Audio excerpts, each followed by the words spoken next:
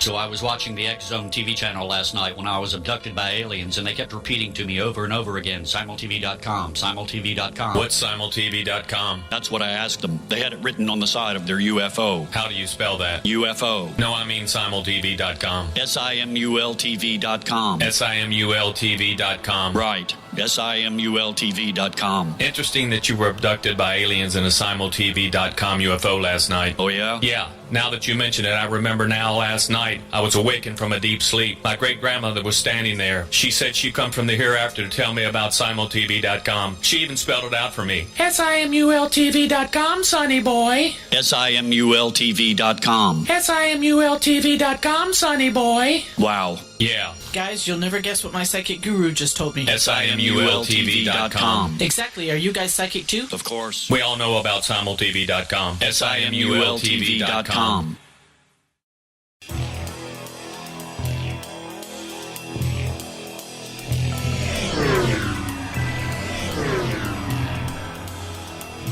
This is A Different Perspective with Kevin Randle. A retired U.S. Lieutenant Colonel, Kevin Randle has been studying UFOs for nearly 50 years. Kevin has investigated some of the most famous UFO cases in the world and has been consulted for dozens of documentaries about UFOs. Considered one of the leading experts into the Roswell UFO crash of 1947, Kevin has written more than 25 books about UFOs, including the recently published Roswell in the 21st Century. Now, here is the host of A Different Perspective, Kevin Randle.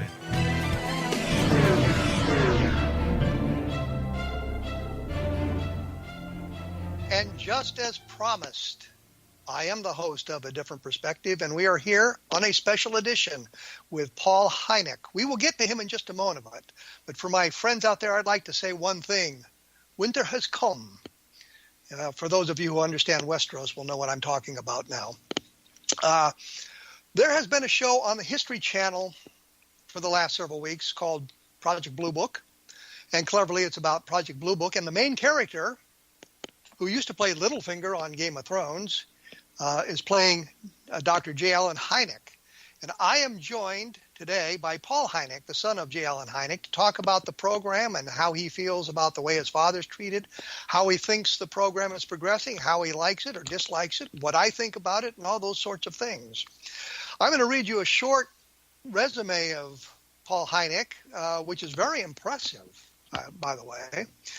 He has decades of successful experience in finance, technology, and entertainment. I wish I had decades of experience in finance. I'll tell you that right now. Paul is a Wharton MBA, and for those of you who've read the series by Webb Griffin called Brotherhood of War, you'll understand the importance of the Wharton School of Business. He's an adjunct professor of finance and accounting at Pepperdine University, which means he's not suffering through the cold like we are. And really, I keep saying those things. It kind of puts us into perspective here of where we are and what time it is of the year, rather than kind of leaving it generic. Anyhow, an adjunct professor of finance and accounting at Pepperdine University and the creator of startup finance projection software that's raised over $1 billion for thousands of startups. He has significant executive software and high-tech experience in the U.S., Europe, and Asia, which covers a lot of area. Paul was involved in, and here's the good parts, Paul was involved in making of Avatar, Lord of the Rings, Planet of the Apes, probably not the good one with Charlton Heston, Tintin, Real Steel, Warcraft, The Hobbit, Halo, Call of Duty, and numerous other movies and games. Paul has led a successful acquisition of Giant Studios' ownership of its renowned virtual production motion picture capture software and was instrumental in Giant's sale to James Cameron for Avatar 2 through 5, which I guess there's going to be sequels to Avatar. Paul is a consultant on history's new hit show, Project Blue Book, which is what we'll be talking about, and was a technology consultant on, Mayne versus Shark? Or is that supposed to be Man versus Shark? Mayne. Mayne versus Shark. Okay, I read it right. Which was on the Discovery Channel's Big Shark Week special in August, or will be, I guess, there in August of 2019. As I said, he's has a Master of Business Administration from Wharton School of Business, a Master of Arts of International Studies from the University of Pennsylvania's Joseph H. Lauder Institute, and a BA in French from the University of Illinois, or as we say, Illinois, just to annoy the people who live there. Paul's a highly rated course at Pepperdine uses a curriculum he developed that combines elements of accounting, finance, personal finance, entrepreneurship, and negotiations. Also features diverse guest speakers, world experience, and great food. Paul Hynek, welcome to A Different Perspective. Thank you, Kevin. And I'm happy to bring you some California sunshine. You failed, pal. It's like 21 degrees below zero here, and it's even colder in Ontario. So there you have it. Hey, I've done my stint more than 20 winters in Chicago. And it's really cold there, too, by the way. Yeah, Siberia. I think the big topic of discussion in the UFO field, and I'm sure you've seen the various reviews of the program and how some people of the UFO community absolutely hate it, and others who, sort of like myself, look at it as a drama as opposed to a documentary, so we can kind of separate the elements of the drama from the elements of history that are kind of plugged into this thing. What is the feedback that you've seen? How are people reacting when they find out who you are and how you have connected to this? Feedback I get is really good. Most of the people I talk to about the show are, let's say, UFO civilian types and just want to have good entertainment. And they find the show to be really fun, like sort of a modern update on X-Files, but set back in the 50s. And I've talked with a lot of people in the UFO community, including yourself. We had a nice correspondence. And yes, it's not meant to be a documentary, like you said, but a drama, a highly dramatized portrayal based on real people and real events. I think it's really fun. It's the kind of show that really helps get a discussion going and get, hopefully, sort of open the aperture to welcome more people into serious discussions about one of the most vexing questions ever to confront mankind. Well, the one thing that inspired me to get in touch with members of the family was after watching the first episode, I wondered how the Hynek family viewed the way J. Allen Hynek was being treated in the program, and I hadn't really seen anything about that. That was kind of why I reached out to you to find out how you felt about it. And I mean, it's very fictionalized about his investigations of UFOs, and so I wondered, how do you deal with that, and are you pleased the way he is presented? Yeah, so this was a show that was going to be made using public domain aspects of my father's life, whether or not the family was involved.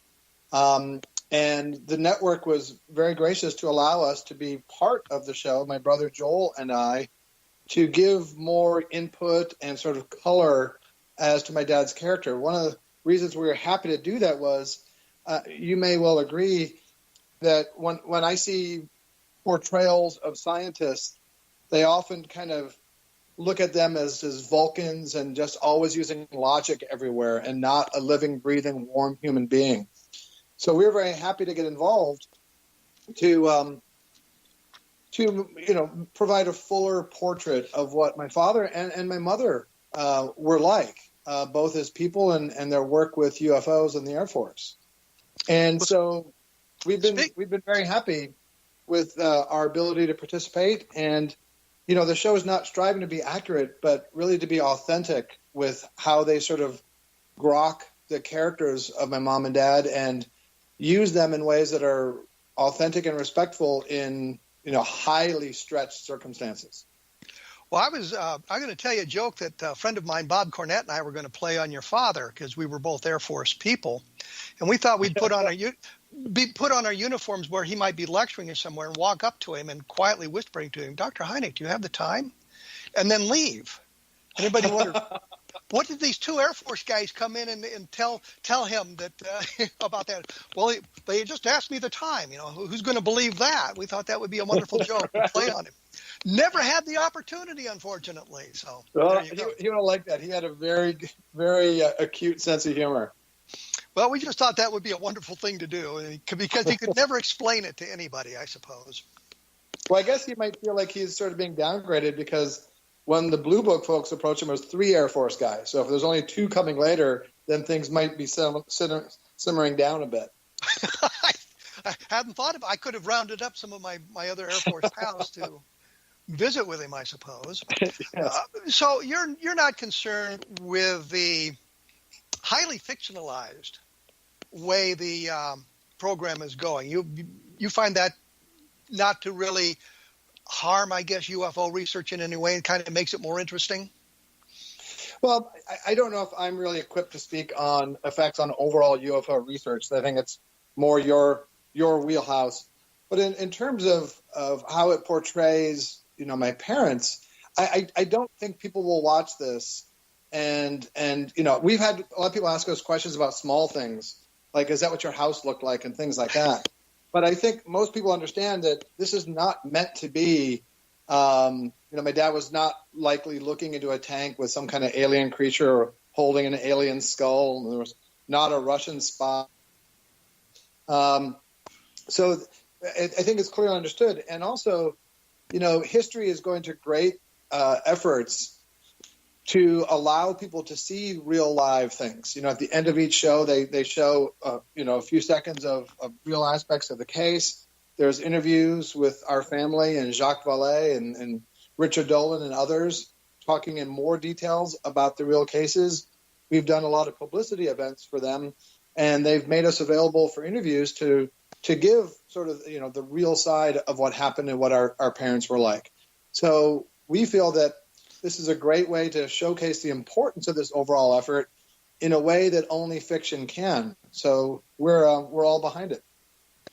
And, looking at it from that point of view, I guess caught some flack from my colleagues simply because I say I enjoy the program.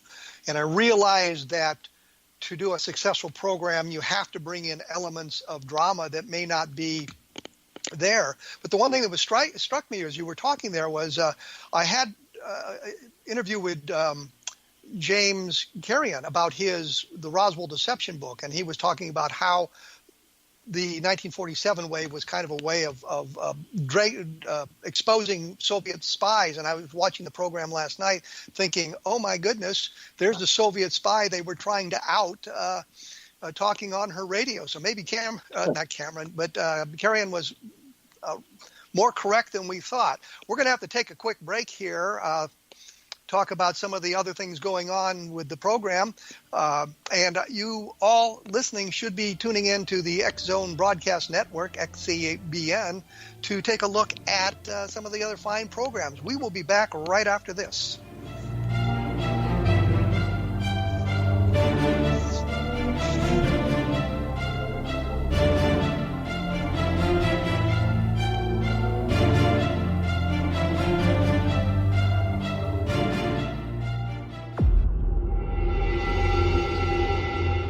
Whether you're a skeptic or a believer, join me, Rob McConnell, as together we'll investigate the world of the paranormal and the science of parapsychology here on the X Zone Radio TV show on XZBN and the X Zone TV channel on Simul TV. Since 1990, the X Zone Radio TV show has been the place where people dare to believe and dare to be heard. Together, we'll investigate UFOs, aliens, ghosts, Bigfoot, psychic phenomenon, lake monsters, conspiracy theories, government cover-ups, the truth embargo, alien abductions, ESP, haunted locations from around the world, and so much more. With over 28 years of broadcasting and more than 4,500 individual guests, the X Zone is truly a place where fact is fiction and fiction is reality, as evidenced by the credibility, integrity, and professionalism of the guests that we bring to our international audience. If you have seen a UFO, had a close encounter, seen a ghost, Bigfoot, lake monster, or a story that you would like to share or have investigated, contact me, Rob McConnell, by sending me your email to xzone@xzoneradiotv.com, or you can call toll-free 1-800-610-7035, extension 143, and on Skype, X Zone Radio TV. For more information on the X Zone Radio TV show with yours truly, Rob McConnell, visit www.xzoneradiotv.com or www.xzonetvchannel.com or simultv.com and xzbn.net. Until next we meet here in the X Zone from our broadcast center and studios in Hamilton, Ontario, Canada, always remember, X Zone Nation, keep your eyes to the sky and your heart in the light.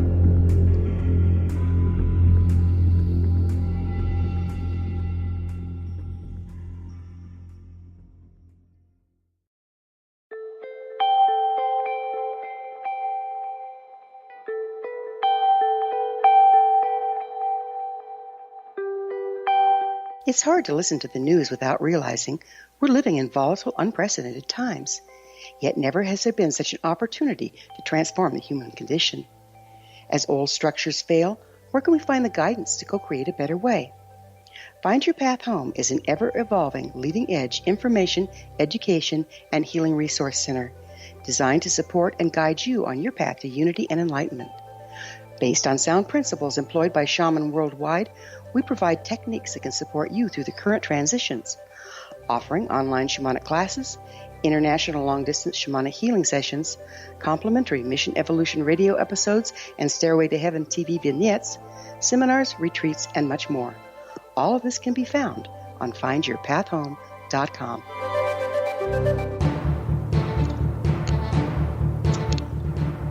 I am joined by Paul Hynek, I believe the younger son of Jal and Hynek, talking about Project Blue Book and the family's reaction to the program and the, I guess you might say, the factual nature of it as opposed to the dramatic nature of it.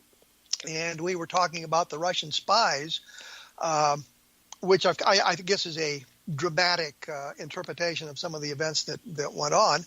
But the question, I guess, it sprung to my mind as we were kind of talking about that was, how much did you get of his investigations of UFOs? Did it come up in dinner table conversation, for example, or were you well involved with it? Were you excited about UFOs, or did you not care? Okay. And yes, I'm the fourth of 5 children of my parents. I was fascinated by it. Somebody asked me once, when did you first, become aware of UFOs? Well, some of my earliest memories were, Christmas tree ornaments that were UFOs and flying saucers. So it was just part of our overall fabric of life.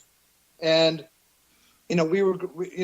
primarily my dad was an astronomer. That's how he would identify himself. And he had, later in his career, a part-time job that sort of blossomed or metastasized, however you look at it, into something that became, something that he's very well known for. But he was a scientist, and so we were brought up in a way to always question things and look at things and analyze things. And what better, Gordian knot to try to unravel than is there life elsewhere, and have they come to visit us, and do we have people at our dinner table that are telling the truth about what they think they saw? When you say people at the dinner table, I assume you're talking about UFO researchers, UFO witnesses, Air Force officers, those sorts of people? All of the above, that's right. Anybody that stood out in your mind as being exciting or maybe not quite so honest? Well, I could tell you, too, that the sort of bookend the phenomenon. One was Father Gill, the Anglican priest who had a famous sighting in Papua New Guinea. And he was there in the U.S. for an ecumenical conference and in Chicago, and he'd already met my father, and so he came to the house for dinner. And, if you come to our house for dinner and you've seen a UFO, you're pretty much going to have to talk about it. That's the quid pro quo for having my mom cook a dinner for you. And so my father had already talked to us about, talking to witnesses and the quality of witnesses, et cetera. And seeing this man who was clearly in possession of his senses, very earnest, not overly desirous of recounting the story again. And let me break in here, because some people may not be familiar with Father Gill and his UFO sighting. Can you give us a little bit of background on that? Sure. I think it was 1959, and there were a lot of people outside, and he heard a commotion. He goes outside, and they see a craft hovering above the ground, perhaps 500 feet or so above the ground. They're looking at it, and at some point a hatch opens up, and they see humanoids, and they wave, and these humanoids wave back. When you say humanoids, did they? I understand humanoid is a single head, two arms, two legs, that kind of thing. Yeah. But were they more human looking, or were they more sort of alien looking? Were they did they get a good look at them? Yeah, I don't remember whether they were more the classical grays or humans, but certainly bipedal creatures. And they waved back when the people on the ground waved at them. Yeah. And then there was another sighting the next day. And there may have been, I'm not sure, but I think there was some type of other corroboration, like another sighting fairly nearby. And so this is a very interesting case. My father liked it quite a lot based on the number of witnesses and the intelligence of Father Gill. So he's recounting this case, and just the way he talked about it, where I could see that this is a man who clearly appeared to be sincere in thinking that he had seen this, and was consistent over the years with his accounts. And so that was one of the people I really enjoyed. I mentioned sort of the other end of the spectrum, and we had some people that come to our house who had, I think even you would agree, looser grips on reality than Project Blue Book. And some of them would say things like, I'm Prince Michael from Orion, and you don't believe me, you can call the CIA, and I'll put $1 million in your bank account. And people that came and said that, my father should leave Italy where he was traveling because of the impending seismic activity, and that Brezhnev and President Reagan would be hand-slaughtered the next day on the steps of the Kremlin and the White House, respectively. So we had quite a variety of dinner guests. Well, my pal, Rob McConnell,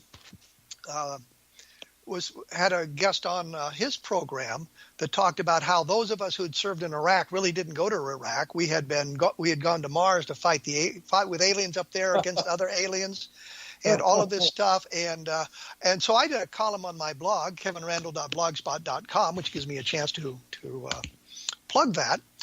About how, that was all true. We were on Mars, and it was amazing that they were able to. We could order stuff from Walmart and get it within a week. We thought the amazing distribution from Earth to Mars, and we could call home, and there was no delay in the signal or anything like that. And so it was all true. But I don't understand why people would listen to that sort of thing. I can understand why your father would have people over who would tell these wild stories. Because that's part of ufology. I wouldn't say that he had them over. Father Gill, he did invite over. The other ones just sort of showed up at our door. And conveniently, most of the time, Father wasn't there. Oh, so you had the rare and distinct opportunity to interview them yourself. Not so rare, but distinct, yes. Did you get involved in many investigations, not necessarily with Blue Book, but UFO investigations with your father? No, I didn't. I mean, I was a young whippersnapper. I would ask a lot of questions, but there wasn't a lot of value that I think my father thought I could add.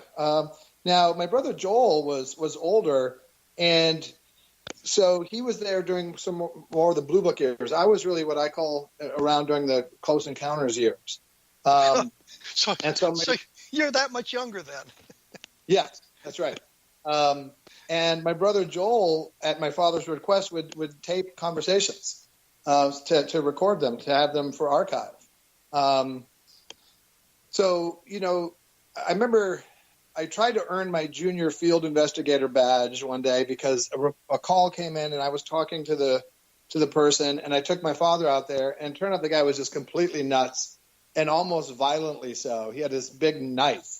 And so I just had to get my dad out of there. And I think that was probably the end of my investigatory career. A big knife, a Crocodile Dundee knife? Yes. That's a knife. Yeah. Was there any cases that your father was involved in that kind of caught your fancy as well, that he maybe discussed with you or something like that? Well, we mentioned the Father Gill one. He also liked Socorro quite a lot, Lonnie Zamora. It was a very interesting case, and Rendlesham Forest, and a variety of others. But for my dad, and a lot of people would ask me, "Did your dad ever see a UFO?" And I've seen accounts that he saw two things that he couldn't explain, but he didn't attach a lot of credence to it because it's just one person seeing something. Okay, there's not a lot that you do with that. So, and he also didn't like to talk about things that he may have seen himself, because that would tend to sort of impugn his own integrity as just an impartial observer of a phenomena, as opposed to somebody who's been contacted or had his own special experience. Well, in my own case, people say, well, have you ever seen a UFO? And most of the time I say no, because it's just not worth going into the explanation. But when I was growing up in Denver, I was a member of the Denver UFO Society, which I think is still going on. And we had a big get-together down in Castle Rock, which is south of Denver, one night. And we were sitting around the campfire watching, and we saw a light go overhead, got directly overhead, flashed once, and continued on. This was back in the days when the sky wasn't littered with satellites. And it was in a polar orbit. I don't think there was really anything in a polar orbit at that time. So, that's my UFO sighting, but, it's just a light crossing the sky. Speaking about UFO activities or the community in Colorado, I'm going there at the behest of Paula Harris, who's a longtime family friend and well-known UFO investigator, to speak at the University of Colorado in March. And what will be the topic other than just UFOs? What do you talk about? To be determined how much more specific it will be than UFOs. You wait to the last minute like I do then. Yeah, that's a long event horizon right there. I see. Did you have much input into the cases picked for the Project Blue Book program? No, and we didn't need to. Both David O'Leary, the show creator, and Arturo Interian, the senior vice president of scripted programming for history, are amazingly knowledgeable and passionate about the UFO phenomena. Well, we're going to have to take a break here in just a minute. Let me say I've been in contact with Arturo for a number of weeks here. We've had a nice back and forth, and I am astonished at the level of experience and knowledge that he has of the UFO phenomena, because I didn't even mention some of the stuff to him, and he's talking about the 4602nd Air Intelligence Service Squadron, which was responsible for some of the UFO investigations and things like that. So he's well equipped to be involved in this sort of thing. As I say, we're going to have to take a break. I will have more information up on my blog at www.kevinrandle.blogspot.com. I'll have a review of last night's program up there as well, which didn't impress me much. It seemed to get too much of the esoterica of the situation as opposed to the UFO sightings, and some things that happened in the program I just don't see the military being engaged in. And if you get a chance, take a look at some of the other fine programs on the X Zone Broadcast Network, which I always mean to say and sometimes forget to do, because you'll find a lot of things of interest in a wide range of subjects. We will be back with Paul Hynek right after this.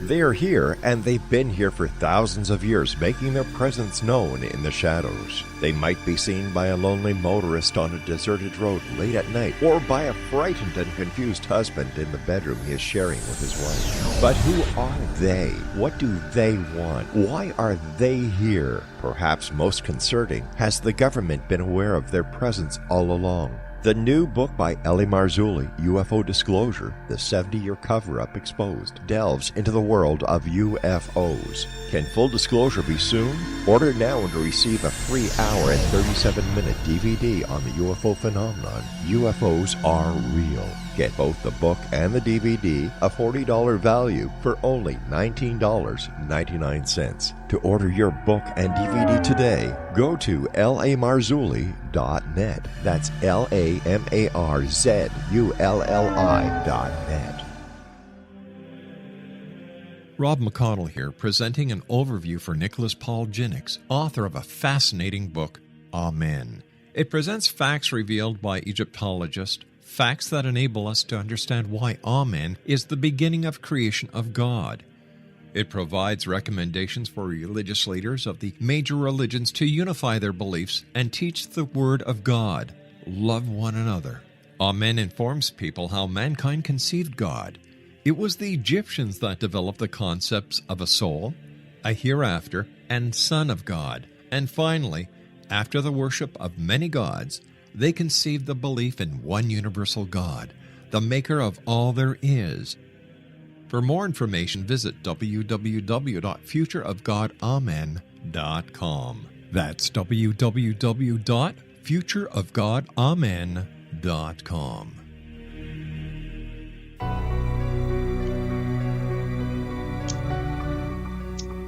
In keeping with the tradition set up by, Edward R. Murrow and many others, we are back. I am joined by Paul Hynek. We're talking about Project Blue Book. We're talking about his father's investigations for Project Blue Book and other things of interest to us. When we went away, we were kind of talking about the expertise of the showrunners, the people involved with the making of the program. And they kind of picked the cases that would be looked at for the program. Yes? Yes, no? That's right. That's right. And, one time I tried to stump David, the creator, and Arturo, the network executive, with some arcane UFO knowledge, Project Twinkle, and they both just went rattling off on it.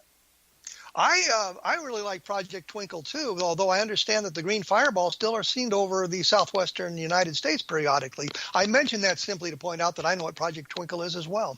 Very good. The one thing, and I'm going to digress here because, frankly, it's my show and I can. The Ruppelt in his book was talking about Project Twinkle, and they had a plan to set up cameras to try to photograph these things. Mm-hmm. And it never came about. But if you go through the Project Twinkle document, you find out that there was a camera that had been deployed, and it had gotten some pictures. And I always wondered, I've always tried to find those pictures, and I've never had any success with it. But there was a camera deployed in an attempt to photograph one of the green fireballs, and it just didn't pan out. But so they picked the programming, they picked the cases they wanted. I've noticed that the timeline is skewed as well, because we started out with the Fargo, North Dakota Gorman case from 1948, and then we jumped to 1952, then we were 1951, and last night we were back to 1948. And I understand they're doing a drama, so those sorts of, minutiae isn't important to them, but has that come up in conversations that they're kind of jumping around the board on the dates of the cases? Oh, sure. And they're certainly aware of that. But what they're trying to do with the show is portray, real UFO cases and sort of imagine what would have happened if the reports are true. And it fits better in the narrative arc to sort of change the order around, but still to present the real life versions of the cases at the end of each episode. Last night's episode, and if you haven't watched it and you want to, spoilers ahead, they break into, a top secret lab, and they find, you mentioned it earlier, an alien in a jacuzzi. Okay, a jacuzzi, a big tube floating around in there. And there was actually a hint it might be alive. I don't know if that was just something that I picked up and but does that worry you at all about the whether program? the alien's alive or not, you mean? No. I mean the fact that they get into this top secret lab. Well, I guess what bothered me was it's a top secret lab, and they got in there awfully easily. And sure. And Littlefinger was taking. I shouldn't say that. Dr. Hynek was taking pictures. Yeah. For those of you who don't know, the man who plays Dr. Hynek was Littlefinger in Game of Thrones. Right. And you mentioned winter is coming earlier, which is obviously, as you said, winter has come. Winter has come, right? Which is a reference to Game of Thrones. Now, if the producers of Game of Thrones had made a documentary, first of all, that didn't exist, but they made a documentary about the Middle Ages and all that, people wouldn't be talking about that. But just like with Close Encounters, which is a fictional piece, the word Close Encounters, that phrase that my father coined, has entered the vernacular. And that's the power of these fictionalized portrayals of whether or not they're based on real life circumstances to get attention and people talking about a phenomenon, which is something that my dad felt was very important. He was really I mentioned an astronomer and a popularizer of science. And he enjoyed the effect that Close Encounters had on getting people to look at UFOs as a serious phenomenon. And I think he'd feel the same way about this show as well. Well, I think the difference is there when you talk about Game of Thrones, it's not predicated on European history. As we're not saying, well, based on true events in European history, although some of us can identify some of the true events. Some of the trappings, right? But with Project Blue Book, they say, it was suggested by real events or based on true stories or something like that. So there's a difference there that they're kind of hinting. Maybe there's more validity to the more validity than is really in the program. And I understand the difference between the drama and the history, and you're not making a documentary, but that based on real events is kind of worrisome to.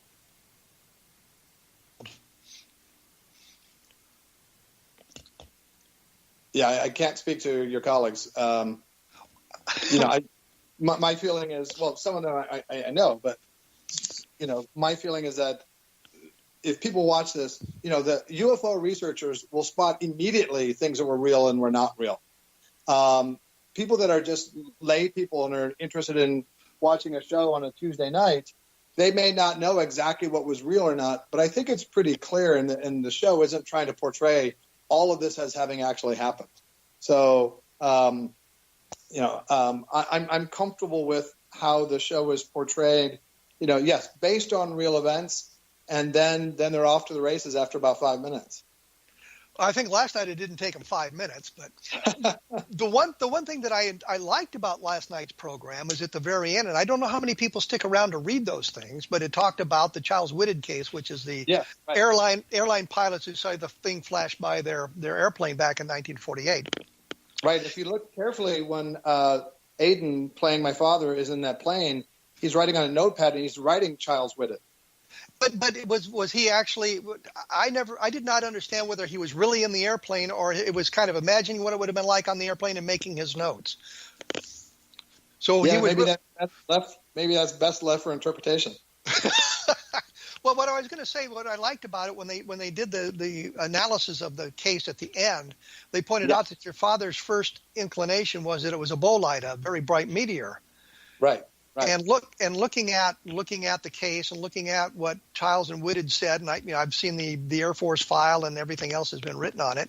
And there was an interesting thing on YouTube that I picked up a long time ago now called Meteor Fall Compilation. It was 3 minutes and 19 seconds, and it was somebody put together all these videos that have made of meteor falls over the last several years after we all got cameras and phones and everything. And when you watch the things break up, as they come apart, we get to see it and we get to slow it down and look at it. But if you caught just an instant of that or part of it, it would look like a lighted cockpit and square windows trailing fire out the end.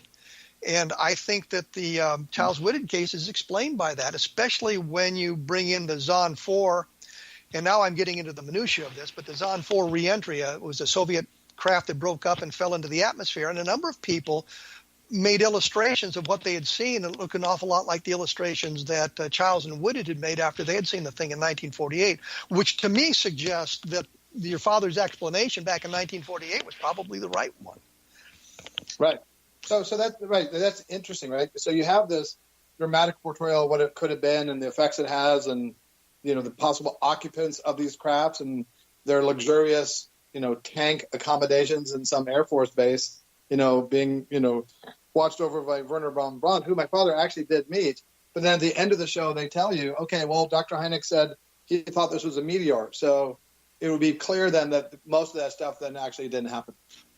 Well, you can say that the Charles Whitted case didn't happen, but the rest of the program isn't really predicated on that case. It's predicated on what else was going on in the investigation that Quinn and your father are engaged in, or Littlefinger's engaged in, if you want to be that way.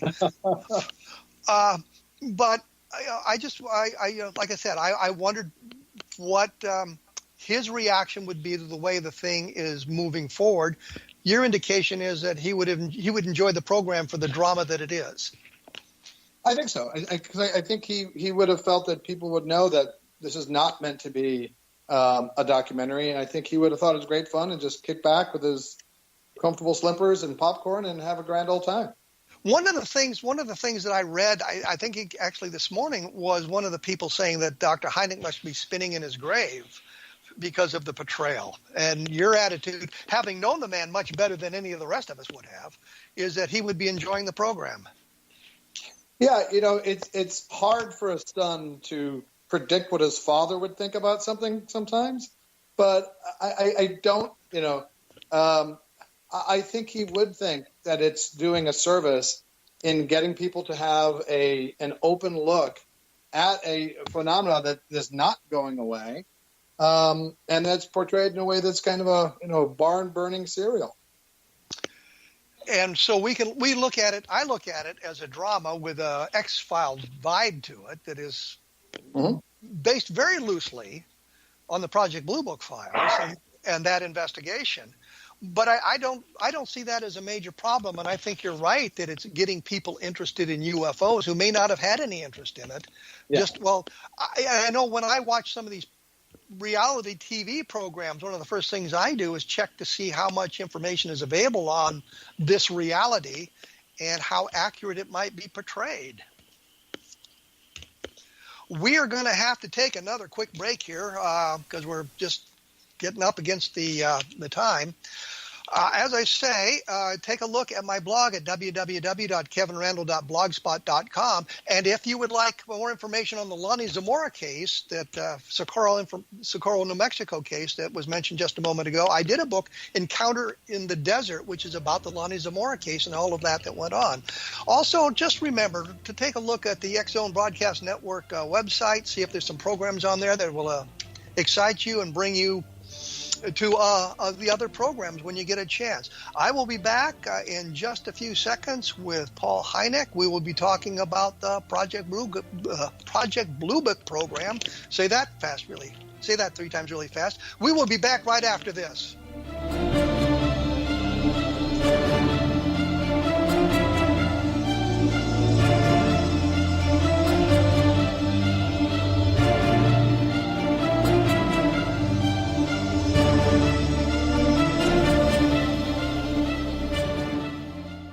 You have heard of the X-Zone?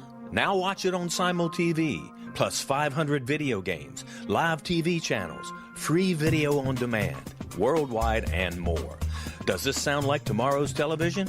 Well, it is, but you can have it today, right now. It is Simul TV.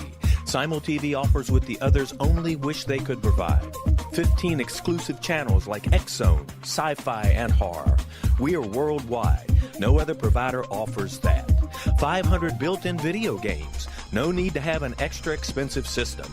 We have them included. Free video on demand. Live streaming events from around the world. Interactive online network, and much more. Tomorrow's TV today. Simul TV. Sound too good to be true? Well, it's not. You can have Simul TV today. Sign up at simultv.com. Do it today. They are here, and they've been here for thousands of years, making their presence known in the shadows. They might be seen by a lonely motorist on a deserted road late at night, or by a frightened and confused husband in the bedroom he is sharing with his wife. But who are they? What do they want? Why are they here? Perhaps most concerning, has the government been aware of their presence all along? The new book by L.A. Marzulli, UFO Disclosure, the 70-year cover-up exposed, delves into the world of UFOs. Can full disclosure be soon? Order now and receive a free hour and 37-minute DVD on the UFO phenomenon. UFOs are real. Get both the book and the DVD, a $40 value, for only $19.99. To order your book and DVD today, go to lamarzulli.net. That's LAMARZULLI.net.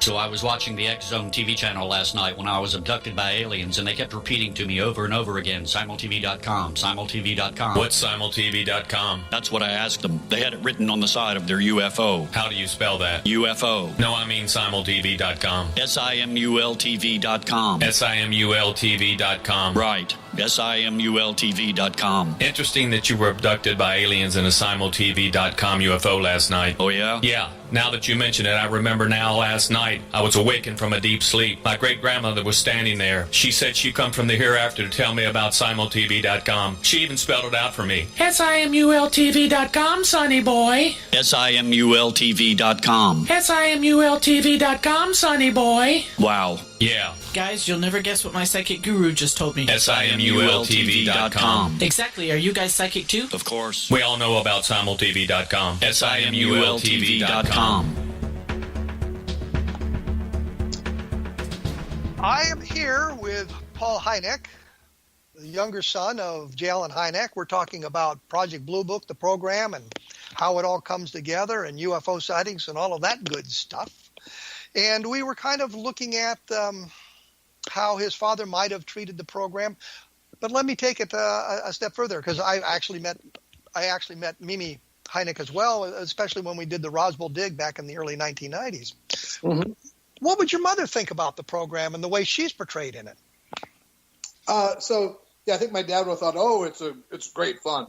My mom would have said, oh, it's a bunch of nonsense, and they don't need to have me in there. That's what I think she would have said. And Joel's in it. Yeah, well, Joel is kind of an amalgamation of all the family, of all the children, including the daughters. Yeah. And one of the things we've showed them, they just, in a show like this, you don't have that much time to develop the characters, the children's characters. But the reality in our house was, my brother Scott got his PhD from MIT, so he's a very smart scientist and engineer. And Joel is making nitroglycerin and making a jet engine in the backyard and doing shortwave or ham radio. So there's a lot more richness that could be tapped from the children's lives, and that the producers may delve into in upcoming episodes. I don't know. What about the Russian spy aspect of this? As I said earlier, James Carrion's probably excited about that, given his take on what was really going on back then. Why is this in the program? There was really no sort of real contact with Russian spies or anything like that in real life. Well, if I knew of contact with the Russian spies, they would have had to be extraordinarily bad spies, because I was like a 10-year-old kid. But I think one of the things that the show does is, set against the backdrop of this is really one of the, because Project Blue Book, and you mentioned the 4602nd, the Air Squadron, which really started siphoning off the cases, I think around 1953 from Project Blue Book. They were the most promising ones for the Air Force to, reverse engineer propulsion systems, et cetera, and leaving Blue Book mainly a PR exercise to tamp down hysteria. And just as the show says, I think correctly, just solve cases. Just solve as many cases as you can. Take this nettlesome worry away. And in essence, as David O'Leary, the creator, says, this is kind of a forerunner to our fake news today. And so it's set at a different time, but we can examine that concept. And having Russian spies then, and of course Russian interference in things now, it's kind of a call out for things that may come. I hadn't thought about it in that context. That we're kind of looking at it in today's environment, and we're setting it back into the 1950s with the Russian interference. That's a good point. Right, and that's something that one of the reasons that David set the show, because he has an abiding and long-time hardcore nerd interest in UFOs. And if you want to make a show about UFOs, there's a lot of people you can portray or a lot of time periods, but that's one of the reasons he chose the 50s, is to examine that angle. Well, I would like to say, next time you talk to David, mention that my life is just a really exciting thing to do. And my UFO research would just be a wonderful program. I'll expect a phone call here soon. Just a little. Yeah, he's texting me already saying, but Kevin Randall is such a hard get. Could we really get him? and it would cost a huge sack of money. So there you go. Yeah. I guess, what you're saying is we're looking at it from, I guess, the 1950s point of view. And last night they were talking about, and I wasn't quite sure what your mother and your brother were going to, some kind of a program about how to survive an atomic blast or something. And your father said something about, the fallout shelter is not going to help you or whatever. Yeah. Yeah. Was there anything like that going on in the 50s? I mean, in your household, I understand from the 50s. I don't remember doing the duck and cover in school, but. Well, that was before my time. So, I was born in the 60s, so I don't know what happened in our house in the 50s. I don't know of any stories or accounts of bomb shelters. But I think that's partly, that was, I think, just sort of like condensing all 5 of us children into one. They've condensed these various elements that were present in society. My father, when Sputnik went up, my father was giving twice daily briefings to the Congress because of the space race and the sort of fears of the Russian menace. So that was clearly something that was in the backdrop of society at the time. And so I think one of the easiest ways to manifest that is you got some creepy Russian dude or that beautiful Russian spy or the bomb shelters. Yeah, that's another good point. Like I said, I get the difference that they're making a drama as opposed to a documentary, and so I think some of the criticism pointed at the program about the way the UFO field is handled, is really not that important. And I enjoyed the show, but last night that just wasn't one of my favorite episodes, I guess. So there you go. I think I kind of asked this before. I'll give another shot at because was there a UFO case that you're aware of that you really enjoyed that you thought was really a good one, other than Dr. Gill or Father Gill? A case that really kind of got your attention? Well, because I see it from a different point of view. I mean, I remember taking the call from Charlie Hickson in Pascagoula in 1973, I think, when I was a kid playing kickball outside. And so for me, I had a tangential but personal involvement from that case from the very beginning. And that was a very compelling case to me. And one of the aspects of that my father really highlighted was there was a recorder left on after a police interrogation, and it was clear that these 2 gentlemen didn't know it was on, and their story between themselves stayed very consistent during that point. We should point out the Pascagoula case, Charles Hickson and Calvin Parker claimed to have been abducted late in the evening and then returned not long after that, and they went to the police and talked about this. And there was an investigation, and I know your father was involved in that as well, but you took the phone call from Pascagoula? Yeah, and for me, I wanted to get back outside and play with my friends, and there's this guy with this extraordinarily drawn-out southern drawl. The word Pascagoula seemed like it took 3 minutes to get out. And I just wanted to scribble down what I needed and get back out and play kickball. Well, when you say scribble down what you needed, was there a protocol in your house for taking phone calls? Yeah, I'd like to say that we were, it was like a military drill every day that we went through on, the who, what, when, where, and why. But no, I just scrawled down, a last name and Pascagoula and a phone number, and that was back out. Well, there you go. Your opportunity for the big time, and you wanted to go there, I blew it, right? Yeah, absolutely. On a silver Mississippi platter. Did you keep? Did you watch the Pascagoula cases that developed from that point on, or was it just not that interesting for you after you got the information? Yeah, well, having been the first investigator on the case, I did maintain a professional interest in the case, yes. But other than that first conversation with, I guess, would it have been Hickson? You didn't interview them again then?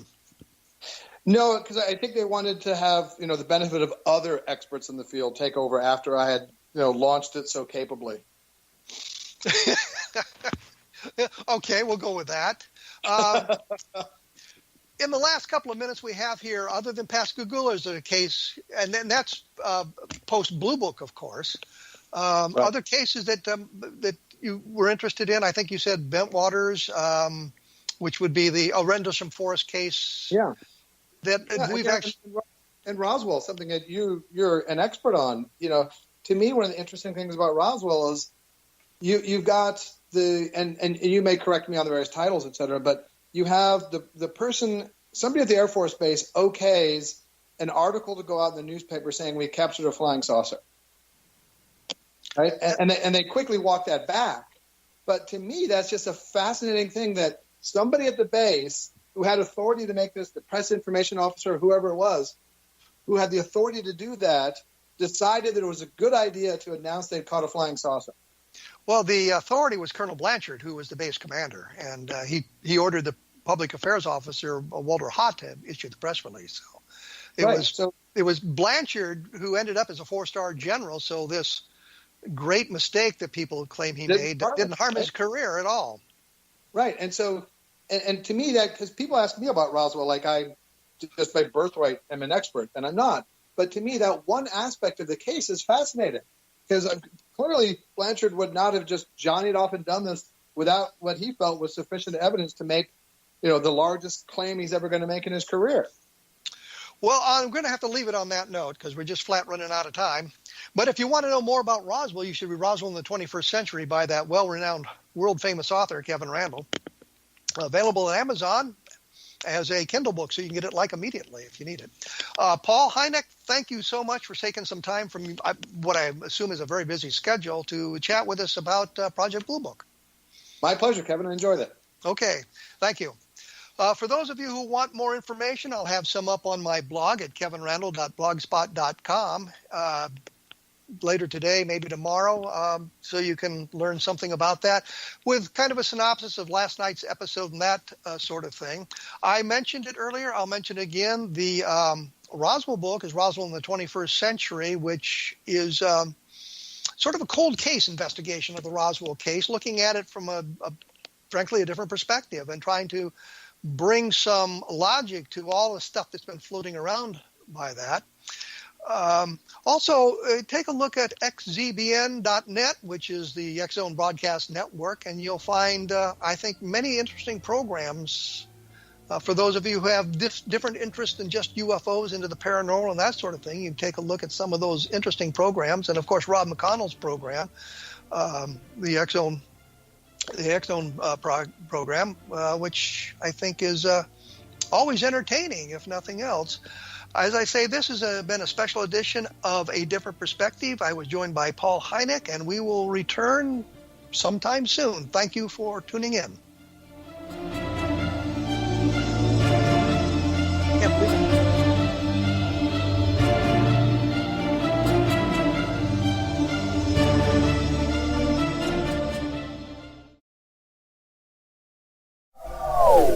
They are here, and they've been here for thousands of years, making their presence known in the shadows. They might be seen by a lonely motorist on a deserted road late at night, or by a frightened and confused husband in the bedroom he is sharing with his wife. But who are they? What do they want? Why are they here? Perhaps most concerning, has the government been aware of their presence all along? The new book by L.A. Marzulli, UFO Disclosure, the 70-year cover-up exposed, delves into the world of UFOs. Can full disclosure be soon? Order now and receive a free hour and 37-minute DVD on the UFO phenomenon. UFOs are real. Get both the book and the DVD, a $40 value, for only $19.99. To order your book and DVD today, go to lamarzulli.net. That's LAMARZULLI.net. If you are looking for a safe, zero-calorie natural option to the harmful artificial sweeteners on the market today, Just Like Sugar is what you're looking for. Just Like Sugar is a wonderful natural alternative for those health-conscious people who choose a calorie-restricted diet with a great, pure, sweet flavor that tastes just like sugar. Just Like Sugar is a great natural option for people suffering from diabetes and may be useful in restricted diet programs where standard sugars are not allowed and does not cause a laxative effect of some other sweeteners. Just Like Sugar comprises a perfect blend of chicory root fiber, natural calcium, natural vitamin C, and Just Like Sugar's sweetness comes from the natural flavors from the peel of the orange. Just Like Sugar is a natural alternative to harmful artificial sweeteners and will change the way that you believe all natural sweetener products taste. Just Like Sugar is available at your local Whole Foods markets, Wild Oats markets, Henry's, Sun Harvest, and many other fine natural food stores in the U.S., Canada, and worldwide. You have heard of the X-Zone? Now watch it on Simul TV, plus 500 video games, live TV channels, free video on demand, worldwide, and more. Does this sound like tomorrow's television? Well, it is, but you can have it today, right now. It is Simul TV. SimulTV offers what the others only wish they could provide. 15 exclusive channels like X-Zone, Sci-Fi, and Horror. We are worldwide. No other provider offers that. 500 built-in video games. No need to have an extra expensive system. We have them included. Free video on demand. Live streaming events from around the world. Interactive online network, and much more. Tomorrow's TV today. SimulTV. Sound too good to be true? Well, it's not. You can have SimulTV today. Sign up at simultv.com. Do it today.